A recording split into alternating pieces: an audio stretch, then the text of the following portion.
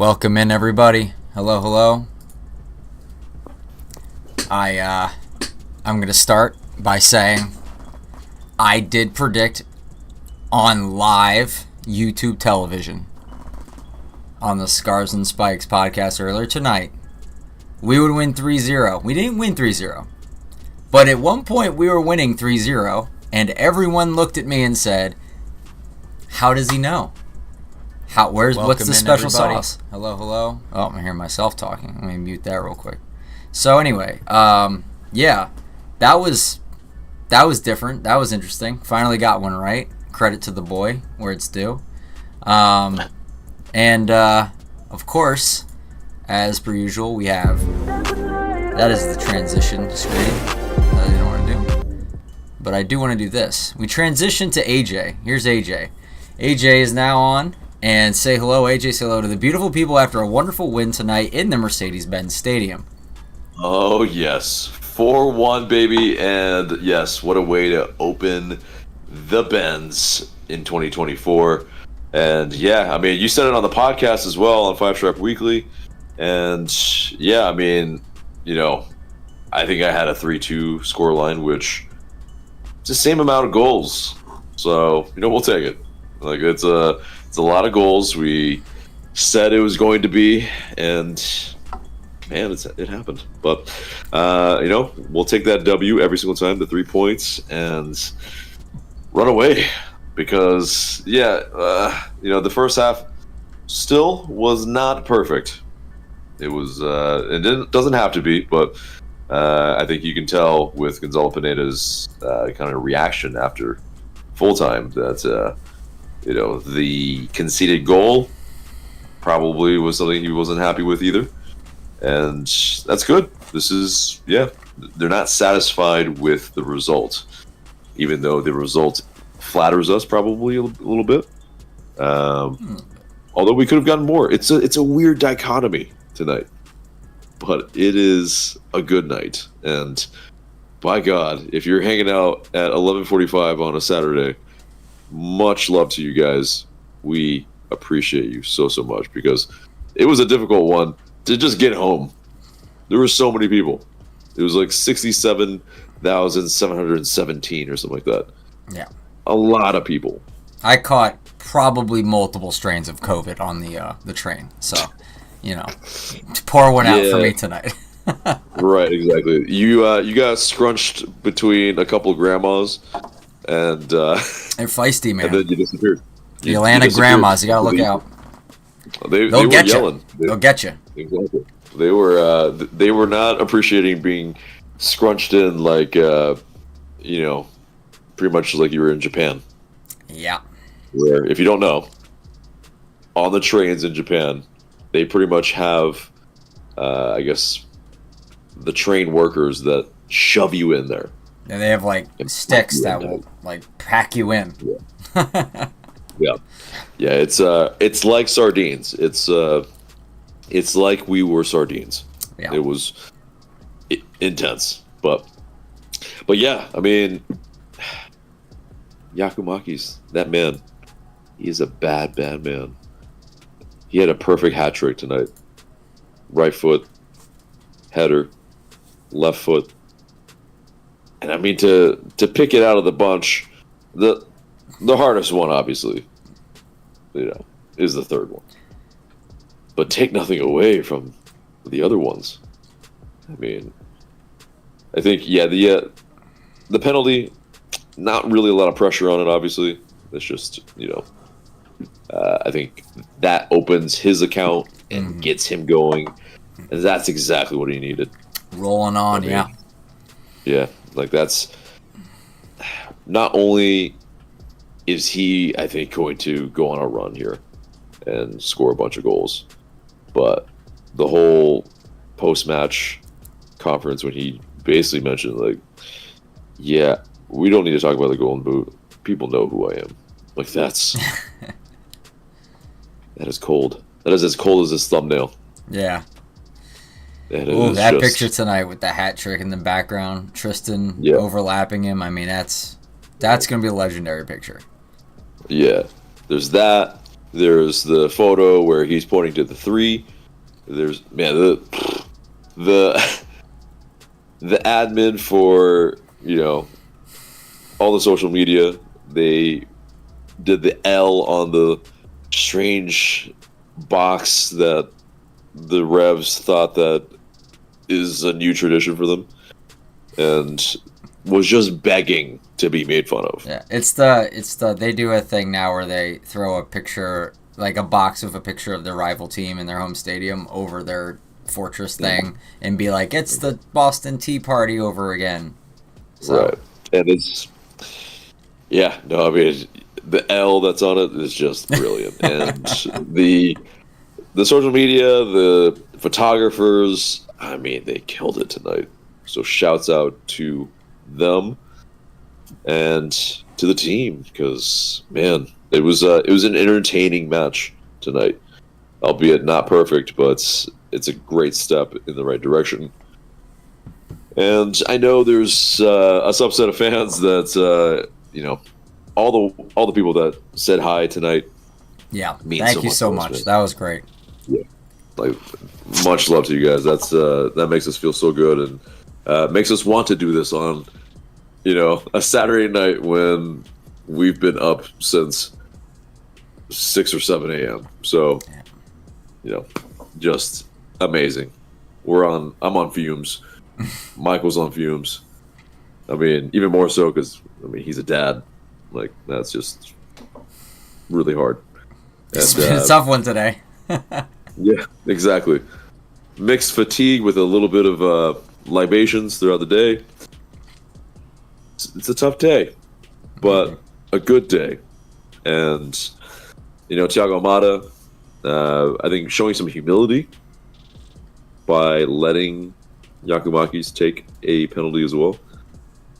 I mean, that duo is going to be super dangerous this year if Almada can stay. And I mean, it's just a match where defensively, okay, we had some let-offs in the first half.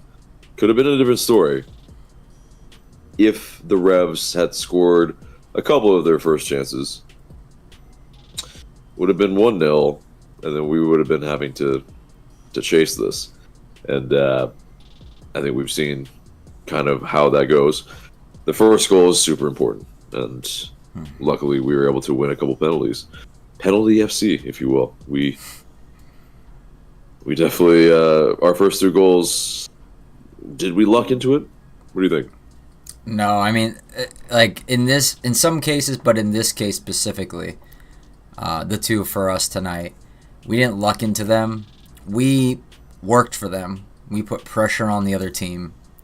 They were forced to make desperate defensive maneuvers, and it cost them in order to deal with it. And the proof, in fact, is the fact that Saba basically would have scored that regardless. So it doesn't, it's not as if that was just a missed call from the ref and we got lucky there.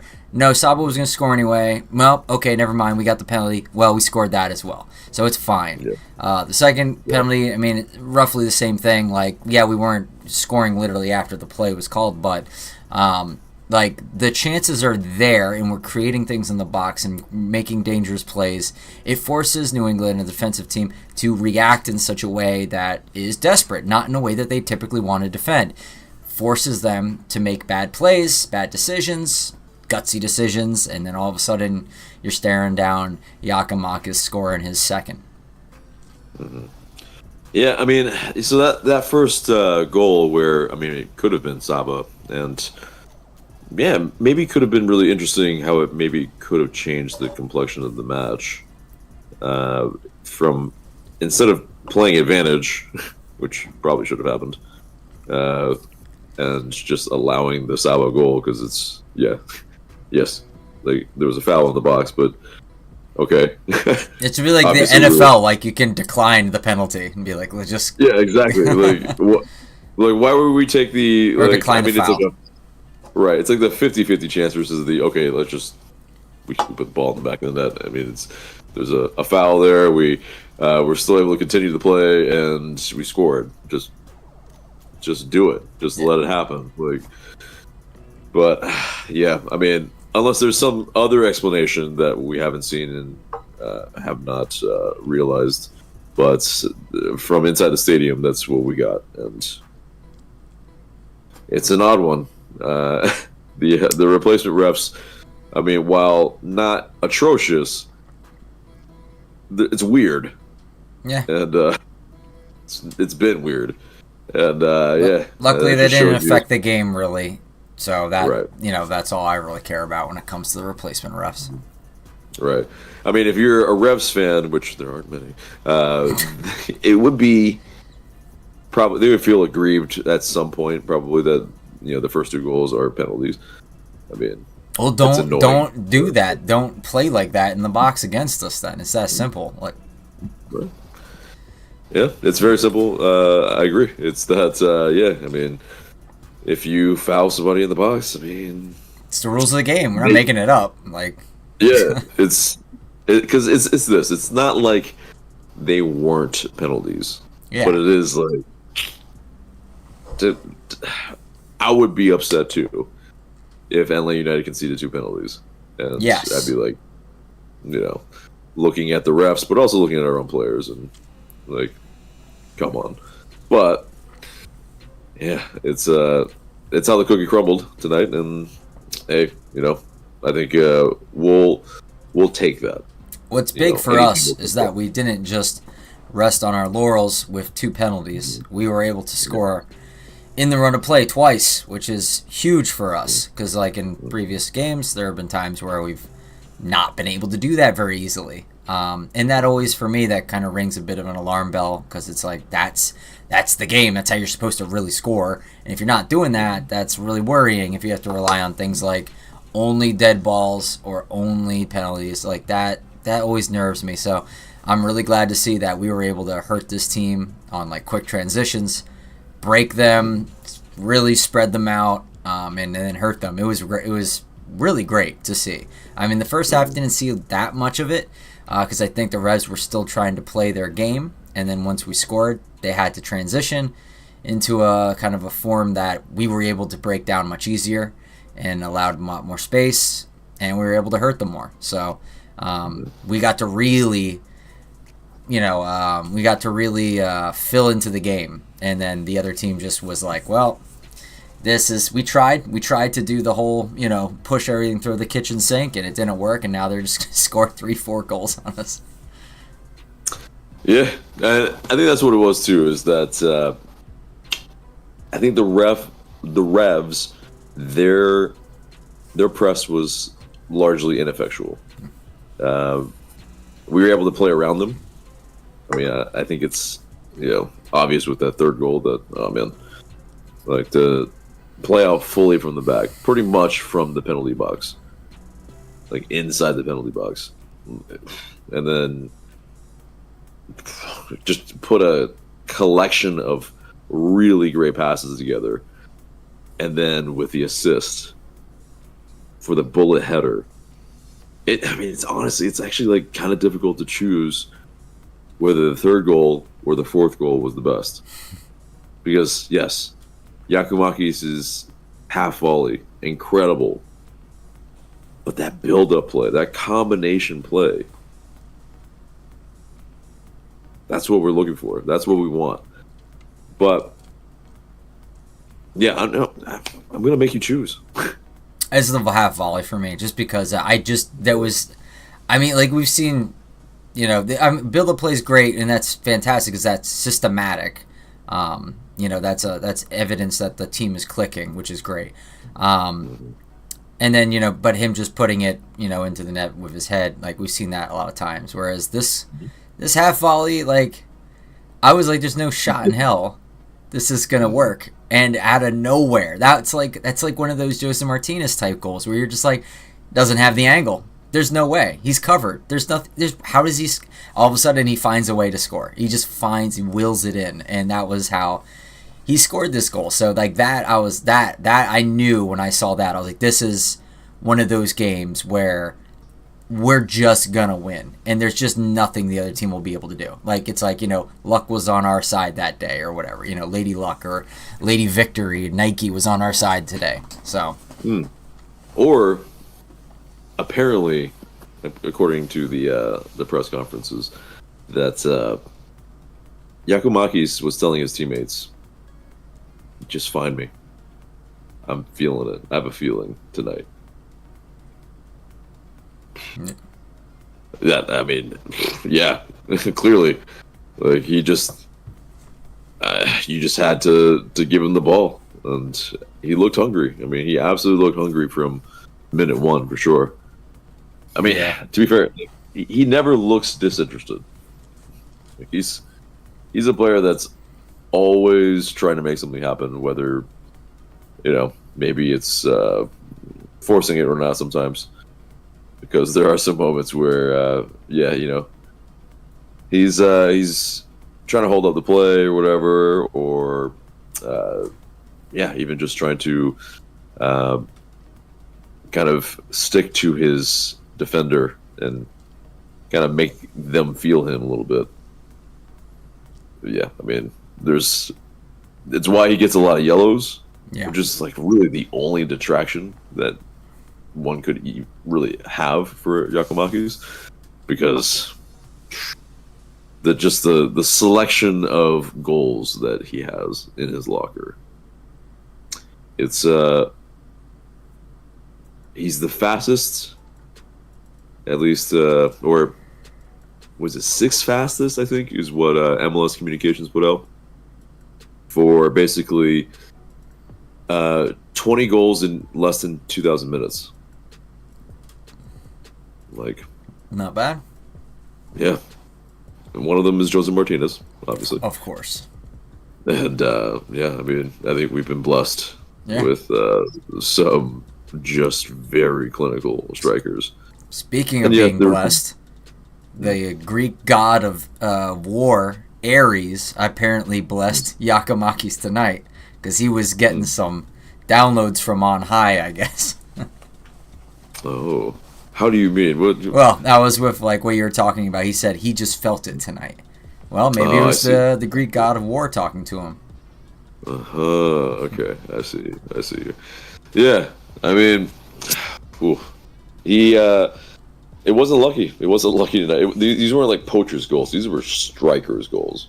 Yeah, these were someone that has the ball striking to, I mean, the confidence to just take that half volley too is just, why would you normally do that unless you were like, I know whatever I touch will turn to gold. So he just, yeah, because especially to find that back post, I mean, with his left foot, super difficult. But yeah, I mean, in terms of as well, there was some decent midfield play as well, and to be able to rest our guys too is, I think good. It's going to be a long season.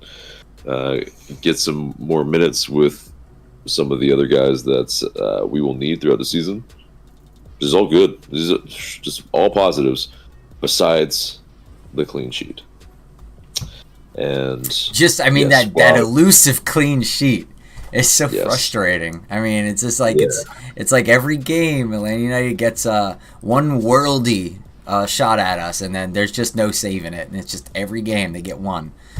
And it's I hear the chatter when I'm just even walking through crowds, people are ragging on Braguzan, but I'm like, there's nothing he could have done about this. Yeah, Cohen's letting that go in too. I mean, it's Carlos Heel who just has space on his left foot. So I mean, what are you gonna do? Yeah, it's on the defense to not allow him to get to the spot to begin with, and if you give him that much space in the box, he's gonna find a way, and that's what happens. And I mean, it's just like, we just, for whatever reason, as dominant as we can be at home, in terms of scoreline, sometimes we just always still let in a goal, and that's why Pineda was not probably visibly that happy. But yeah, I mean, it's something that we can work on. I think that's the room for growth, because those are the moments that I think we, as a club, allow too often on the road. Yeah, like we switch off. We let their best player get into some space to shoot. Mm-hmm. And I believe so. I don't know. I don't remember this, but I know one of the chatters, Terrafast, said that it was supposed to be on Sleece to close him down, and Sleece went to block his right foot, not knowing Carlos Gil prefers his left. And so this is perhaps a result of Sleece not being familiar with the league and their top players in it yet. So, that can be forgiven, at least for now. Right. Maybe. I mean, they should have done their homework. But exactly. I think it's this. Especially it's the homework. It's, anyone that's... there should have been tape for every single player for this match. Especially Carlos Gil. we had 2 weeks to prepare for this match. Like, these players should have watched tape on Carlos Gil. Like, that's... Yeah, I don't know if I fully buy into that. It's so yeah, I mean, I get the talk, but you just can't allow a player of that magnitude the space. Okay. As well, though, credit to Carlos Gil, right, for being able to find that space, because some people are inevitable. You have Arjen Robben, who always cuts in with his left, but can also shoot it with his right pretty well, or could. But essentially, yeah, he's one of those guys that you knew what he was going to do, but you can't stop him. Yeah, like Mohamed Salah or Mo Salah, like very similarly. Mm-hmm. Like. You know what they're going to do? Can't stop him. Yeah, Gil is one of those types of players in this league for sure. Yeah. So, yeah, it's frustrating, but yeah, it's something that hopefully we can shore up. Because, yeah, like I said, that first half could have been a different story. Yeah. It could have been. And this is a week. I will go. I've said this, and I'm going to say it again. I believe New England, at least at the moment, is a weak team. So this is an example of us having to do our job and put them to the sword, as you do with weak teams, and we've done that. So that's good. A better team, we may not have that kind of start. Yeah, a better team scores that header that they missed in the beginning. It's 1-0. How do we adjust? How do we accommodate that going forward? Do we, rise to the challenge? What have you? We'll see how that happens when we run into a team, maybe even next week with Orlando. So we'll see how that goes. Hopefully they are still licking their wounds from Miami, but we'll see how they show up in Atlanta next week. Right. But yeah, it is a late one, guys. We won't go too long on this one. Let's read some of the chat, and then we can move on to pretty much the end, because I'm going to fall asleep soon. Elliot Beeben says, hello. Hello to you, Elliot. Drew says, let's go. Cheer Wine Guy says, woo! Gavin Marshall says, hello. Vamos. I called it 4-1. He's more of a prophet than I am. But he didn't have the cojones to go in front of a live audience of maybe 40 to 50 people and put your credibility on the line like I did today. Bryant Lee says, hello, just got home from the game. Elliot says, good statement, win for Atlanta. Drew says, hell of a win. Gigi starting his Golden Boot run with a bang. Yep, 3 goals in 2 games. Brian said, did anyone else think The announcing by Tyler seemed biased for. I mean, he's played on New England, so like I get it why he might be a little bit like that. And he hasn't been riding high on Atlanta since like 2018. So, and even before that, he was a little So he's got a whatever. Yes. Oh, okay, gotcha. Yeah, so he can be a little, biased for sure. I didn't hear him obviously because I was in the stadium. Right. He also says the second half was clinical. Statement win for the MBS opener. Brandon World Gaming HD says, I called a 3-1 game. It was my 5th game and first home opener. I wasn't expecting a GG hat trick tonight. Awesome. Everyone's calling the shots today, picking their Babe Ruth, pointing out to their home runs. Howdy, folks. Strong says, our good friend Tower Defense. Gavin also says, was glad to see you guys again. Wish I lived closer so I could come to almost every home match. You guys and the Atlanta United fan team community is super fun to be with. What a day. Indeed it was.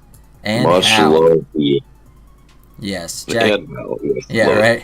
Jack Dickens says, let's go. Buzzing from the UK. Love it, Jack. Thank you. Wow. Wait a minute. You're still awake in the UK. Yeah, that's what is like 5 hours ahead. 5 hour difference. Yeah. Wow.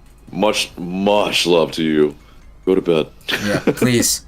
He also says we started the game very poorly. Nothing was really connecting. But when we get one goal, it's like we went back to how we were at the back end of last season. And Giaco is him. I agree. Cheer Wine Guy says Caleb had fun tonight. Looking better as he gets experience. Yeah, I thought so too. There was only like 1 or 2 times where I saw him kind of get beat. And I think that the header opportunity came off of him getting beat at one point. But, it happens. It happens in a game, and he's not someone I'm worried about. Even if he has bad games, I'm not worried about Caleb. He also says, saw Sleece's skill as well. Saw why we got him. Yeah, I think he can only go up in my opinion. I think this is like his floor. Jack Dickens says Williams looks good, looks like a good player too. Yeah, he's impressed, and we gotta keep talking about what's his name on the bench. I can't Abram. I can't understand why. Like it's terrible that we spend so much money on a guy that sits on the bench. So we'll have to address this somehow. Cheer Wine Guy also says Zonde and Saba have to get going this year for us to unlock 2018 level performances. That's a high bar. I don't know if we're gonna get 2018 level performances. That's like one of the best MLS teams of all time. So I don't know. Not just like Atlanta, but of all MLS. So I think that that's going to be tough to get back to. I don't know if that's the expectation that we should be aiming for. We want to aim for it, of course, but that's a tough one. I think 2019 is far more attainable and likely what we're looking at. Junie Bullen says we looking okay, but not good yet. I think I would exchange okay with good and good with great. We're not great yet, but I think we're good. Jack says, yeah, love MLS. What can I say? T. Bryan says, MLS statement third largest attendance in the world tonight with 68,000. Or 67. But yeah. Right next to them, Man U and I think and Bayern Munich. So, that's good company. Some of the most famous clubs in the world. So, I think that's how you get this club back into where we want it to be. And but I think the comment where we're okay but not good yet, or decent but not good yet, I think he's right. Like I said, this scoreline flattered us a bit in the respect of this, besides Giakoumakīs being very clinical. Like, I still think we're not really. This wasn't like an incredible match. It was just we were more clinical. And New England Revolution, they had their chances, but they were not clinical in the first half. The second half, well, our XG blew them out of the water. There was, but it was because these chances, I think, were very good chances.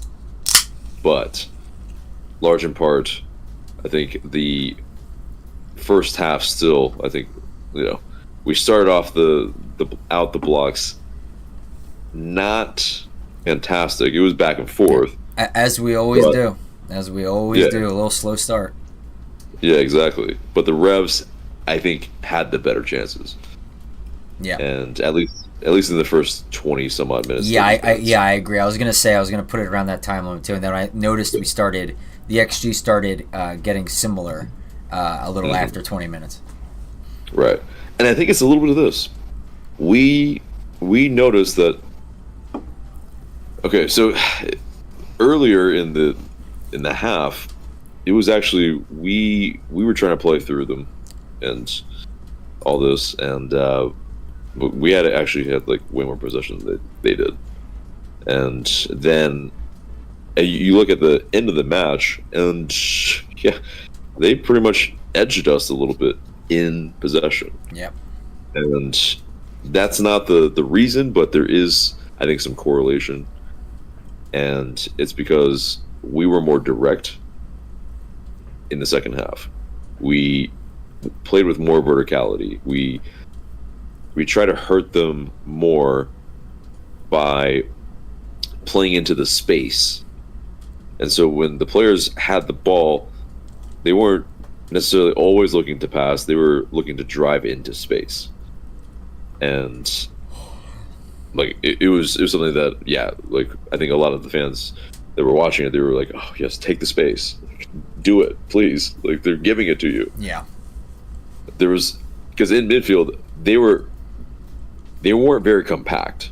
They basically, there was so much of the space to exploit that it was just, yeah, it was begging. Yeah.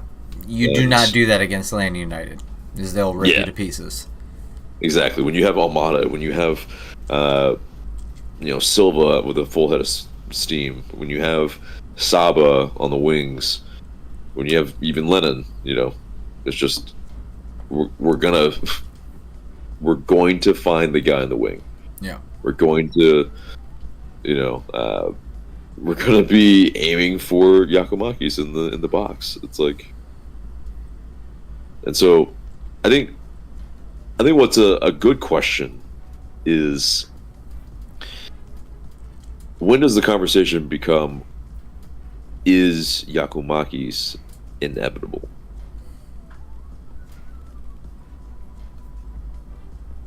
He's got maybe a little bit more consistency to bring to that, but you mean like a Holland level of inevitable? Like he's just gonna score? Yeah. Well, I think it's more like, okay, there were some spurts last year where it wasn't every single match, obviously. Mm. And so those moments are, it's you can see his frustration, and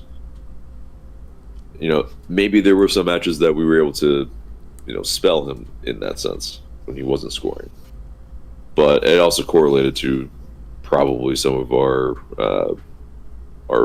form that wasn't as good. So yeah, but 3 goals in this match, yeah, if he can continue it, which I think he can. I mean, Orlando, the team that is our supposed rival, and if he could do something against them, as another number 7 used to do, I think it's a great step into the right direction. Where he's going to be possibly talked about in the same kind of conversation as Prime Joseph.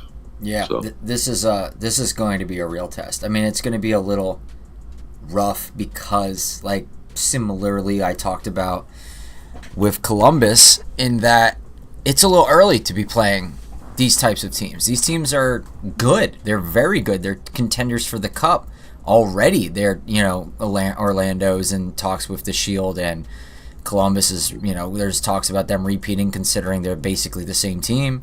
And matches 1 and 3 we get, of course, right on them. So like to me, it's like I wish we had, half of a season or something to build, gel, get our chemistry going, because I think once we're there, we can give those teams what for. But, early in the season, those are probably going to be losses, and it was with Columbus, and it's possible it will be with Orlando, but I'm hoping we can ride this momentum. But like you said, there was shaky signs against New England in the first 20 minutes. They score the first one, this could be looking like a different, because, New England doesn't open up. They don't allow themselves to get spread thin. They don't come and chase the game. They don't allow us to score one or two. And the scoreline doesn't snowball. That could be different. Orlando might play that way. They might play that different game. And so we'll have to see how we can react. That'll be a real test, a true test. New England was never going to test us, in my opinion. That's why I so confidently stated we're going to rip them to ribbons, and we did. Yeah, because this is what it is too. Like Caleb Porter is a championship pedigree coach, but his roster is not. Squad is not. Like you have a world beater in MLS in Carl Heel, but besides him, it's a little shallow. Still a fairly talented squad in the East. They got rid of Gustavo Bo, which I like. Who's his supposed replacement? Like someone out of his level, probably. So yeah, I mean, and it's it's that kind of clear. The owners don't really back the Revs on a consistent year-to-year basis, and that's kind of part of their history, is that they have spurts of success and then spurts of just direness. They're not quite there, but I think they're the exits of some very key players. I don't know. Like I don't think they're going to be hitting those levels like they were last year. So, but yeah, let's get back into the chat real quick. All right, there's a couple more here. We got Gavin reminding us that we are springing forward with the clocks tonight. So everyone, 10 to that. Losing some time. So it's actually 1. It's actually worse, yeah. So Junie also says GG going for 31 goals at the end of the season. Jack Dickens says Giaco is honestly as close of a striker to Joseph in terms of his determination and passion and being that guy who steps up. Love him. Drew says, let's beat the purple people, the purple menace. I was like, the purple people eaters.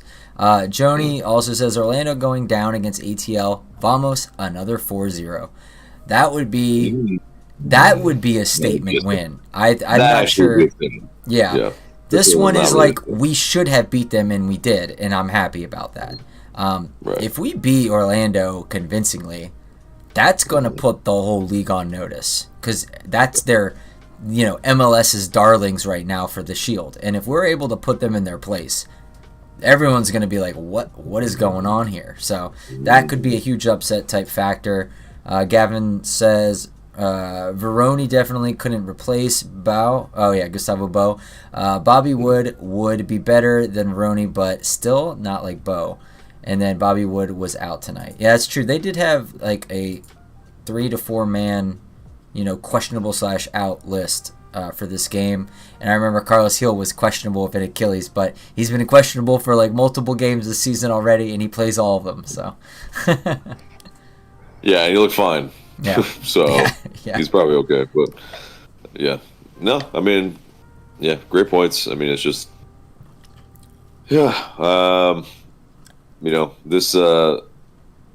this next match against Orlando is going to be very, very interesting. And I mean, but at home, hey, usually pretty decent non-pandemic years. So, but yeah, it's going to be exciting. And then, we're going to preview it on 5 Shark Weekly. Mm-hmm. So definitely look out for that. I didn't look at the scores tonight, but Orlando apparently did get beat up 3-2 at home by Minnesota. So That's interesting. Minnesota is not a team I'm expecting to be a difficult one this year, so tough luck, Orlando. Yeah, but they are that club that they're actually not that great at home.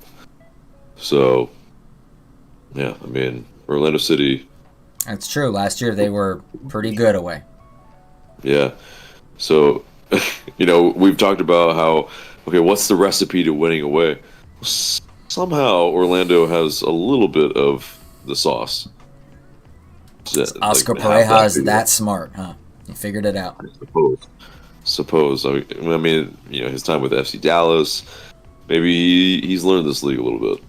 Who knows? But still, even then, I feel like you can learn this league, but Caleb Porter, winning coach. If you don't have the talent, you can't really do much.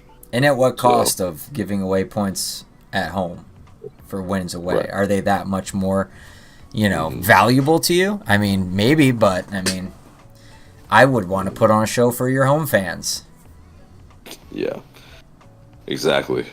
But things are sideways sometimes in Orlando, so we don't really need to get into that until we talk about them. No, that's right. I think they have to play against. Are they playing? They're playing Monterrey midweek in this CONCACAF Champions Cup. CCC. Yep. So. Woo. Yep. That's gonna be a spanking too. Could be, but yeah. I mean, they're gonna be a little bit more fatigued, ripe for the picking. I mean, you see. Yeah, I mean, I thought Monterrey was playing Cincinnati in the CCL or CCC. Well, you're at the computer right now, so do a little tappy and let us know, because if I do a little tappy, then no one can see me. But yeah. Oh, he's talking about Orlando's going up against Tigres, not Monterrey. Monterrey is Cincinnati. Yeah. The other big club. Yeah, I mean, Tigres isn't as devastatingly horrifying as Monterrey, but they still I feel like will probably lose. It's still a massive club in Mexico. I mean, you have Club America, you have Monterrey, you have Tigres. Like, they're huge. Yeah, Monterrey is terrifying this year. So. Yeah. So. Oh, exactly. Yeah. But I can't believe Brandon Vasquez scored on his old club. I mean, of course he did, but it's like, wow. I mean, he's just grown into himself and become an incredible striker. I mean, just someone that, we saw a little glimpse of him, obviously, in the U.S. Open Cup. But, absolutely criminal for us to have just allowed him to go in the expansion draft. It's just that's a interesting blunder, I guess I'll call it. No.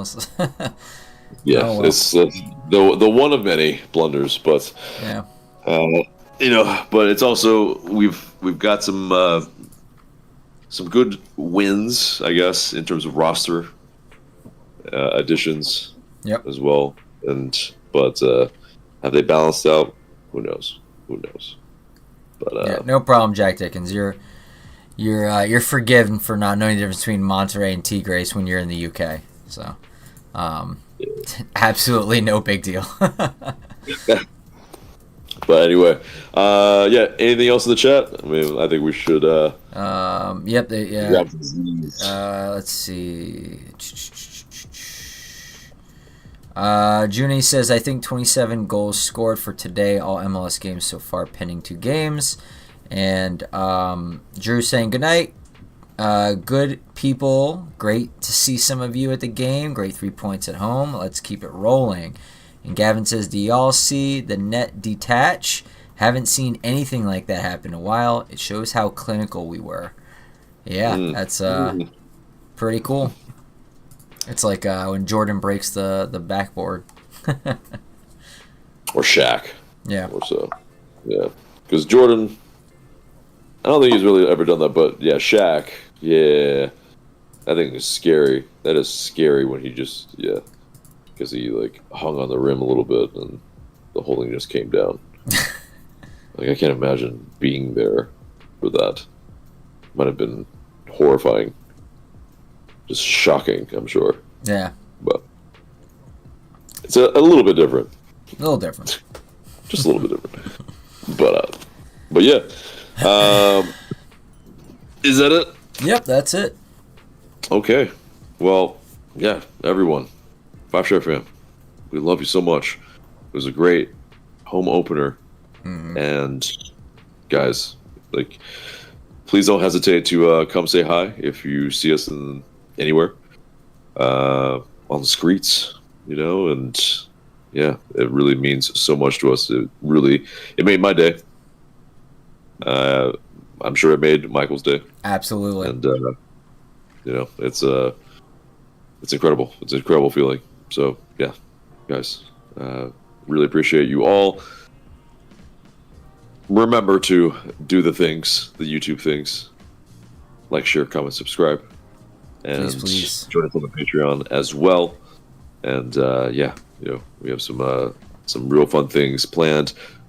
The forfeit that Michael did, he did it. We have to cut it because it's part of a whole big thing when we were on Scarves and Spikes. And if you saw that live show, you saw me do it. So there's that. But we will eventually get it cut and put onto this on our show as well. So you'll be able to see my forfeit personally. Yes. So that'll happen. Should we spin it? So you know, either you or me have to do another one. Give me a second to get it up. All right, and we have these fun little new video transitions for you guys. I don't know if we've done them. Obviously, no, we haven't done the other one because yeah, that one's more guest centric. But this one, yes. Yeah. So I can do. Put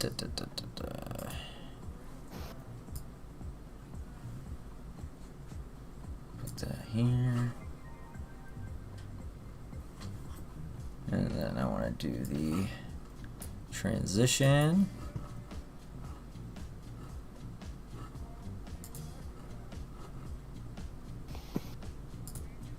No.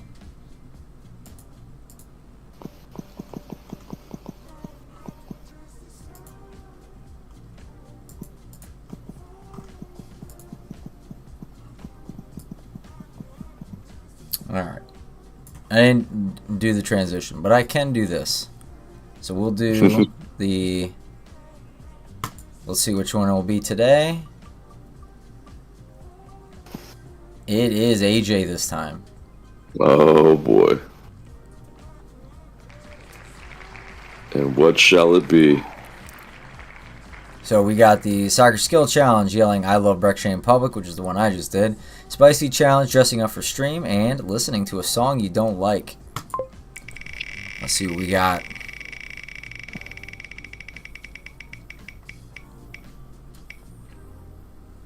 It is listening to a song he doesn't like. We were just talking about Coldplay earlier today. Oh no. No. Maybe it's Coldplay. All right. We'll see. We'll see. Okay. I'll choose something and torture myself for you guys' amusement again. Alrighty, guys. Well, yeah, appreciate you putting that up there, Michael. All right. Well, guys. Yeah, it is the end of the episode. We will see you in the next video. That's Michael. I'm AJ. Have a good rest of your night. Vamos.